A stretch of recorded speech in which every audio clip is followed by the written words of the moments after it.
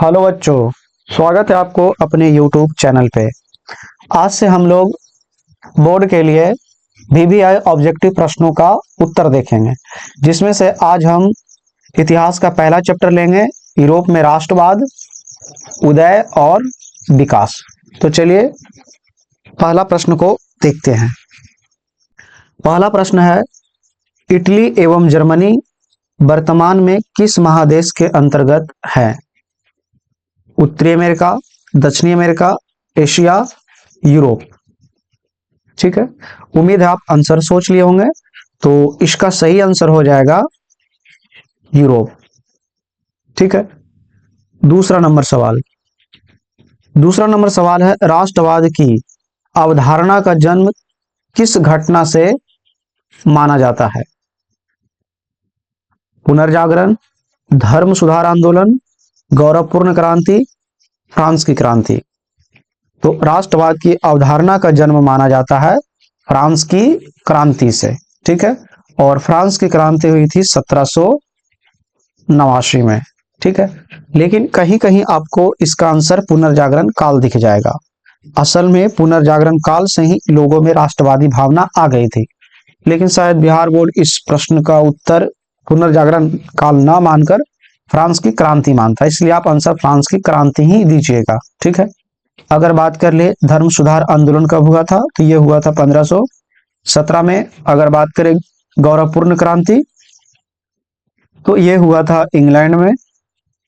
ठीक है, और अगर आपसे कोई इसका डेट पूछे तो ये हो जाएगा 1688 से 89 में। ठीक है, तीसरा नंबर सवाल है, 19वीं शताब्दी में यूरोप में राष्ट्रवाद के विकास का क्या परिणाम हुआ? पूछा जा रहा है कि 19वीं शताब्दी में जब यूरोप में राष्ट्रवाद आया और उसका विकास हुआ तो उसके क्या परिणाम निकले? तो क नंबर है ऑप्शन, साम्राज्यवाद का विकास, उपनिवेशवाद का विकास, निरंकुश राज्यों की स्थापना, राष्ट्रीय राज्यों की स्थापना। ठीक है, तो उम्मीद है आप इसका आंसर सोच लिए होंगे। तो इसका सही आंसर यह होगा कि जब राष्ट्रवादी भावना आया तो राष्ट्रीय राज्यों की स्थापना शुरू हो गई थी। ठीक है, सवाल नंबर चौथा देखते हैं अब। सवाल नंबर चौथा है, 1789 की फ्रांसीसी क्रांति के समय फ्रांस में किस राजवंश का शासन था? ठीक है, जब फ्रांस की क्रांति हो रही थी 1789 में, उस समय फ्रांस का शासक जो था वह किस वंश से ताल्लुक रखता था, यह पूछा जा रहा है। ऑप्शन है डायूडर वंश, स्टुअर्ट वंश, बुर्बो वंश, रोमनो वंश। ठीक है, तो इसका बिल्कुल सही जवाब हो जाएगा बुर्बो वंश। ठीक है, पांचवा नंबर सवाल। पांचवा नंबर सवाल है, नेपोलियन संहिता किस वर्ष लागू की गई? ठीक है, नेपोलियन संहिता खुद नेपोलियन ने ही लाया था। ठीक है, अगर पूछे कब लाया था तो ये लाए थे 1804-5 में। ठीक है, तो देख लेते हैं ऑप्शन कहाँ है। तो ऑप्शन नंबर घ है 1804। छठा नंबर सवाल है, वियना सम्मेलन, जिसे हम कांग्रेस के भी नाम से जानते हैं, की अध्यक्षता किसने की? तो आप सबको जैसा पता है कि वियना सम्मेलन हुआ था 1815 में, और इनकी अध्यक्षता कर रहे थे मेटरनिक।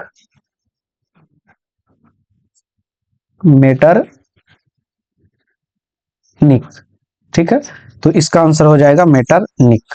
अगर आपसे पूछे कि मेटरनिक कौन था, तो ये बंदा था ऑस्ट्रिया का चांसलर। ठीक है, ऑस्ट्रिया का चांसलर। सातवां नंबर सवाल देखते हैं। सातवां नंबर सवाल है, निम्नलिखित में कौन राष्ट्र वियना सम्मेलन में शामिल नहीं था? वियना सम्मेलन में देखिए ब्रिटेन भी शामिल था, रूस भी शामिल था और फ्रांस भी शामिल था। ठीक है, और शामिल नहीं था तो ये बबुआ जर्मनी नहीं था। ठीक है, इसका सही आंसर हो जाएगा जर्मनी। आठवां नंबर सवाल है, वियना सम्मेलन, जिसे हम कांग्रेस के भी नाम से जानते हैं, में पवित्र संघ की योजना किसने प्रस्तुत की थी? तो वियना सम्मेलन में पवित्र संघ योजना की बात किसने की थी, यह पूछा जा रहा है। रूस ने, ब्रिटेन ने, फ्रांस ने, ऑस्ट्रिया ने। ठीक है, तो इसका सही आंसर हो जाएगा रूस ने। 9वां नंबर सवाल है, मेटरनिक कौन था? ठीक है, तो आपको पीछे भी बता चुके हैं, मेटरनिक ऑस्ट्रिया का चांसलर था। 10 नंबर सवाल है, मेटरनिक व्यवस्था का उद्देश्य क्या था? देखिए, मेटरनिक चाहता था यूरोप में पुरातन व्यवस्था आए, यूरोप में पुरातन व्यवस्था आ जाए। ठीक है, इसके लिए उन्होंने खूब अथक प्रयास भी किया था। तो देख लेते हैं इस तरह का ऑप्शन क्या है। तो ऑप्शन नंबर ग में है, पुरातन व्यवस्था की पुनर्स्थापना करना। ठीक है, ये चाहता था कि यूरोप में पुनः पुरातन व्यवस्था आ जाए, और पुरातन व्यवस्था के रूप में क्या था यूरोप में, कि शासन करो और कोई परिवर्तन नहीं होने दो। यह था यूरोप के राजाओं का नियम, जो पुरातन व्यवस्था चला रहे थे वे लोग, और उन्हीं के समर्थक में थे स्वयं मेटरनिक। 11 नंबर सवाल है, किसने कहा था जब फ्रांस छिकता है तब बाकी यूरोप को सर्दी जुकाम हो जाता है? ठीक है, तो ये कहने वाले व्यक्ति थे मेटरनिक। ठीक है, अब इस कथन का क्या मतलब है, जब फ्रांस छिकता है तो बाकी यूरोप को सर्दी जुकाम हो जाता है, क्योंकि उस जमाने में या उस समय काल में फ्रांस काफी ताकतवर था। ठीक है, शक्तिशाली राष्ट्रों में आता था। तो फ्रांस जिसके ऊपर आक्रमण कर दे तो फ्रांस उस पर अपना अधिकार जमा कर ही छोड़ता था। इसलिए कहा जाता है कि जब फ्रांस सीखता है तब बाकी यूरोप को सर्दी जुकाम हो जाता है। ऐसा बोलने वाले व्यक्ति थे मेटरनिक। 12 नंबर सवाल है, कालस्वाद यागपत्तियों द्वारा मेटरनिक ने क्या किया? तो कालस्वाद यागपत्तियां एक तरह से मेटरनिक द्वारा लाया गया कानून व्यवस्था था। ठीक है, तो इसके तहत इन्होंने क्या किया? तो ऑप्शन कुछ इस प्रकार है, उदारवाद को बढ़ावा दिया, उदारवाद पर रोक लगा दिया, उपनिवेशिक गतिविधियों को बढ़ावा दिया, संवैधानिक सुधारों को बढ़ावा दिया। तो मेटरनिक उदारवादी विचारधारा पर रोक लगा दिया था। इसका ऑप्शन हो जाएगा ख, उदारवाद पर रोक लगा दिया। 13 नंबर सवाल है, मेजनी को हमारी सामाजिक व्यवस्था का सबसे खतरनाक दुश्मन किसने कहा? किसने बोला कि मेजनी हमारी सामाजिक व्यवस्था का सबसे खतरनाक दुश्मन है? ठीक है, नेपोलियन बोनापार्ट, लुई 18वां, मेटरनिक या चार्ल्स दसम। ठीक है, तो मेजनी की शिकायत करने में सबसे आगे रहते थे मेटरनिक। तो इसका सही आंसर हो जाएगा ग, मेटरनिक।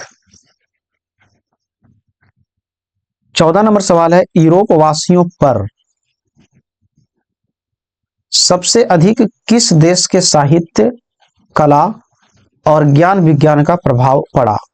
ठीक है, तो इसका ऑप्शन का नहीं है, तो चलिए पहले का ऑप्शन लिखते हैं।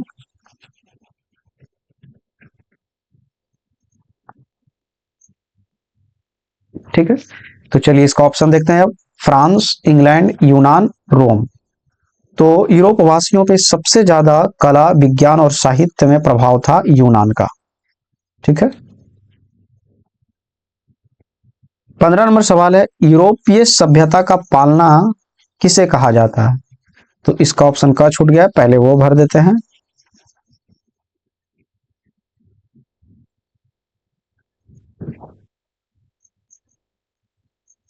ठीक है, तो यूरोपीय सभ्यता का पालना किसे कहा जाता है? तो यूरोपीय सभ्यता का पालना कहा जाता है यूनान को।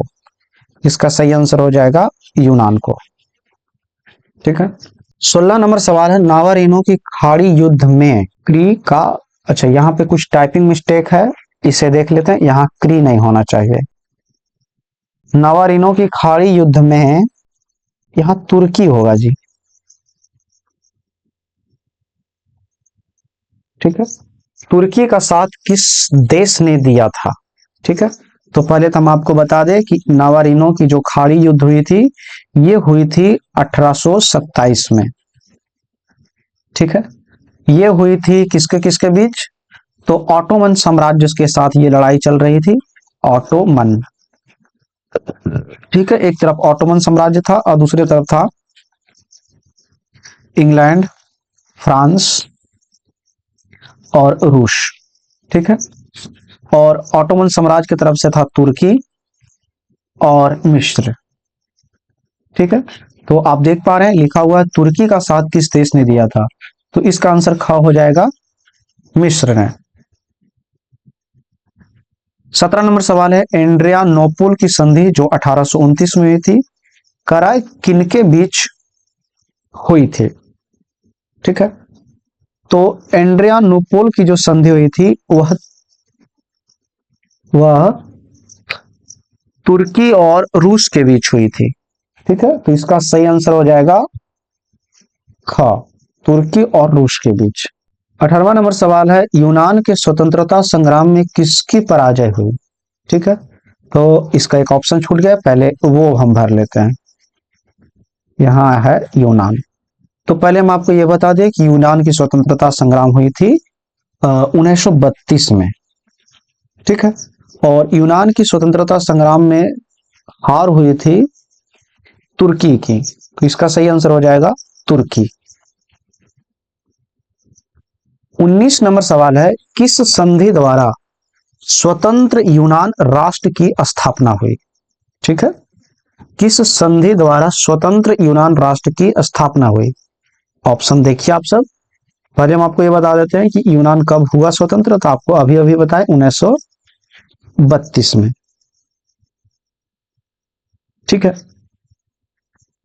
और ये 1932 में जो संधि हुई थी वो हुई थी कुस्तुनतुनिया की संधि। ठीक है, तो इसका सही आंसर हो जाएगा ग। ठीक है, अगला सवाल है 20 नंबर, विक्टर एमेनुअल ने किससे प्रधानमंत्री नियुक्त किया था? असल में यहाँ जिस विक्टर एमेनुअल की बात की जा रही है वो विक्टर एमेनुअल द्वितीय है, और ये अपना प्रधानमंत्री नियुक्त किए थे काउंट काबूर को। 21 नंबर सवाल है, 1830 की क्रांति के बाद फ्रांस में किस प्रकार का शासन स्थापित हुआ? ठीक है, देखिए आंसर इसका, तो इसका सही आंसर हो जाएगा संवैधानिक राजतंत्र। ठीक है, 22 नंबर सवाल 22 नंबर सवाल है, यूरोप का मरीज किसे कहा जाता है? तो यूरोप का मरीज कहा जाता है तुर्की को। ठीक है, तो इसका सही आंसर हो जाएगा तुर्की। 23 नंबर सवाल है, यंग इटली की स्थापना किसने की थी? ठीक है, यंग इटली की स्थापना किसने की थी? तो यंग इटली के जो संस्थापक थे वे थे मेजनी। इसका सही आंसर हो जाएगा मेजनी। 24 नंबर सवाल है, क्रीमिया के युद्ध में संयुक्त सेना का साथ किसने दिया था? तो आपकी जानकारी के तौर पर हम आपको बता दें कि क्रीमिया का युद्ध हुआ था 1853-54 में। ठीक, तो क्रीमिया के युद्ध में संयुक्त सेना का साथ किसने दिया था? तो ये काबूर जी दिए थे। इसका सही आंसर हो जाएगा काउंट काबूर। 25 नंबर सवाल है, लाल कुर्ती का गठन किसने किया था? लाल कुर्ती का गठन किसने किया था? तो लाल कुर्ती का गठन किए थे गैरीबाल्डी।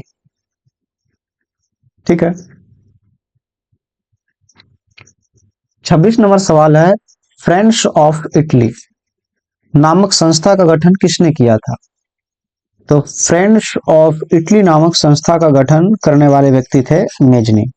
तो इसका सही आंसर हो जाएगा मेजनी। 27 नंबर सवाल है, नौ गुएल्फ आंदोलन कहां हुआ था? तो नौ गुएल्फ आंदोलन जो है वह इटली, जर्मनी, फ्रांस, ब्रिटेन, पूछा है कहां हुआ था, तो यह हुआ था इटली में। 28 नंबर सवाल है, कार्बोनरी की स्थापना किस वर्ष हुई थी? तो उम्मीद है ये सवाल का जवाब आप डायरेक्ट जानते होंगे। कार्बोनरी की स्थापना असल में हुई थी 1810 में। 29 नंबर सवाल है, मेजनी का संबंध किस संगठन से था? ठीक है, तो मेजनी का संबंध था कार्बोनरी से। ठीक है। 30 नंबर सवाल है, गैरीबाल्डी पेशे से क्या था? तो गैरीबाल्डी पेशे से थे नाविक। इसका सही आंसर हो जाएगा नाविक। 31 नंबर सवाल है, जर्मनी के एकीकरण में किसकी महत्वपूर्ण भूमिका थी? तो जर्मनी के एकीकरण में बिस्मार्क की महत्वपूर्ण भूमिका थी। चलिए 32 नंबर सवाल देखते हैं। 32 नंबर सवाल है, रक्त और लौह नीति का अवलंबन किसने किया था? ठीक है, इसका जवाब सोचिए आप लोग। रक्त और लौह नीति का अवलंबन किसने किया था? तो रक्त और लौह नीति का अवलंबन किए थे बिस्मार्क ने। 33 नंबर सवाल है, 29 राज्यों के जर्मन महासंघ की स्थापना किसने की थी? तो 29 राज्यों के जर्मन महासंघ की स्थापना नेपोलियन बोनापार्ट ने किया था। तो इसका सही आंसर हो जाएगा नेपोलियन बोनापार्ट। 34 नंबर सवाल है, बिस्मार्क प्रज्ञा का प्रधानमंत्री किस वर्ष बना था? अच्छा, इसका ऑप्शन का नहीं है, पहले इसका का ऑप्शन दे देते हैं। 1848। बताइए बिस्मार्क प्रज्ञा का प्रधानमंत्री किस वर्ष बना था? तो ये बने थे 1864 में। 35 नंबर सवाल है, जर्मनी के एकीकरण के लिए बिस्मार्क ने कितने युद्ध किए? तो इसका आंसर भी आप डायरेक्ट जानते होंगे कि जर्मनी के एकीकरण के लिए बिस्मार्क ने 3 निर्णायक युद्ध लड़े। ठीक है, 3 होगा इसका आंसर। 36 नंबर सवाल है, सेडोवा के युद्ध में किसकी पराजय हुई थी? पहले हम आपको नॉलेज के लिए बता दें कि सेडोवा का युद्ध असल में हुआ था कब। तो सेडोवा का युद्ध हुआ था 1866 में, और यह लड़ा गया था ऑस्ट्रिया और प्रशा के बीच। ठीक है, जिसमें प्रशा जीते और ऑस्ट्रिया हारा। तो पूछा क्या है, हारा कौन था? तो इसका आंसर हो जाएगा ऑस्ट्रिया, ऑप्शन नंबर क। ठीक है। 37 नंबर सवाल। 37 नंबर सवाल है, सीडान का युद्ध किनके बीच हुआ था? तो जानकारी के तौर पर आपको बता दें कि सीडान का हुआ था 1870 में। अगर आपसे पूछे किसके किसके बीच हुआ था, तो ये युद्ध लड़ा गया था फ्रांस और प्रशा के बीच। ठीक है, जिसमें प्रशा जीत गया और फ्रांस हार गया। तो देख लेते हैं फ्रांस और प्रशा कहाँ है। तो ये रहा फ्रांस और प्रशा। 38 नंबर सवाल है, सीडान का युद्ध किस वर्ष हुआ? तो अभी आपको बताया गया 1870। 39 नंबर सवाल है, सीडान के युद्ध में किसकी पराजय हुई? तो अभी आपको बताया गया था कि सीडान के युद्ध में फ्रांस की पराजय हुई थी। ठीक है। सवाल नंबर 40 देखते हैं। सेडोवा का युद्ध किस वर्ष हुआ था? तो अभी आपको बताया गया सेडोवा का युद्ध हुआ था 1866 में। 41 नंबर सवाल की तरफ बढ़ते हैं। 41 नंबर सवाल है, किस संधि द्वारा जर्मनी का एकीकरण पूरा हुआ? अगर संधि की बात की जाए तो जर्मनी का एकीकरण हुआ था फ्रैंकफर्ट की संधि से। और अगर आपसे पूछा जाए कि फ्रैंकफर्ट की संधि कब हुई थी, तो ये हुई थी 1871 में। 42 नंबर सवाल है, किस युद्ध के बाद जर्मनी का एकीकरण पूरा हुआ था? देखिए ये दोनों सवाल अलग अलग है। इसके पहले 41 नंबर जो सवाल देखे, यहाँ भी जर्मनी के एकीकरण की बात किया है, लेकिन संधि के बात किया है। लेकिन यहाँ जो जर्मनी का एकीकरण का बात किया है, वह युद्ध के लिए बात किया है। तो अगर आपको युद्ध बोलेगा तो आप इसका आंसर बताएंगे सीडान का युद्ध।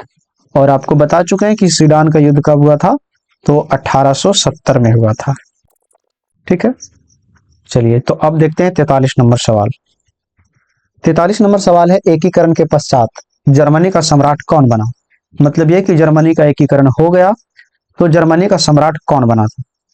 तो जर्मनी का सम्राट बने थे विलियम प्रथम। तो इसका सही आंसर हो जाएगा विलियम प्रथम। ठीक है, तो ये प्रश्न था चैप्टर नंबर 1 से। ठीक है, तो उम्मीद है आप इन प्रश्नों का उत्तर बेहतर जानते होंगे। आप प्रतिदिन यह कोशिश कीजिए कि आपके पास जो भी किताब वगैरह है, ठीक है, या जो भी आप ऑब्जेक्टिव का नोट्स बनाए हो, कोशिश कीजिए कि उन किताबों को आप या उन कॉपी को आप प्रतिदिन रीड करें, पढ़ें। ठीक है, केवल पढ़िए, याद हो या ना हो लेकिन पढ़िए। पढ़ने से चीजें खुद ब खुद याद हो जाती है। ठीक है, तो मिलते हैं अगले वीडियो लेक्चर में, तब तक के लिए जय हिंद।